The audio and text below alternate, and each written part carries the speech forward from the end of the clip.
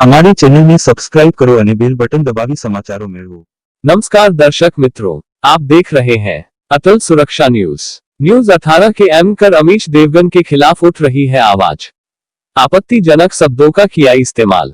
बता दें कि न्यूज 18 के एंकर अमीश देवगन ने अपने शो आर पार में कहा है कि लुटेरा चिश्ती आया उसके बाद धर्म बदले। यह चिश्ती और कोई नहीं बल्कि हिंदुस्तान के राजा अजमेर नगरी के औलिया हजरत ख्वाजा मोइनुद्दीन चिश्ती हैं।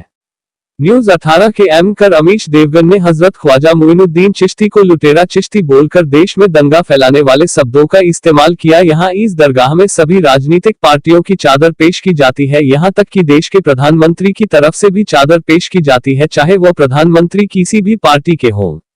इस समय देश के कोने कोने से न्यूज 18 के एंकर अमीश देवगन गिरफ्तारी को लेकर FIR दर्ज करवाई गई है।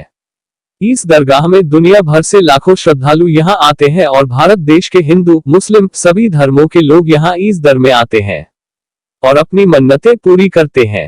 हजरत ख्वाजा मोइनुद्दीन चिश्ती ख्वाजा गरीब नवाज को चिती लुटेरा कहने वाले गुस्ताख अमीश देवगन को उसके अंजाम तक पहुंचाना जरूरी है। प्रशासन से एक ही विनती है कि जल्द से जल्द अमीश देवगन के खिलाफ कार्रवाई की जाए। संवाददाता शोएब म्यानुन की रिपोर्ट। नहीं होता के बाद होता है दीन की लाइफ को देखते हुए लोगों ने इस्लाम को लुटेरा चिश्ती आया उसके बाद धर्म बदले। बात हम बिल्कुल ही फखरिया कहते हैं कि ख्वाजा मोइनुद्दीन चिश्ती गरीब नवाज ने जब हिंदुस्तान आए तो बहुत सारे हिंदुस्तानियों ने इस्लाम से मुतासिर होकर मोइनुद्दीन का अमल देखकर उनकी जिंदगी को देखकर इस्लाम कबूल किया।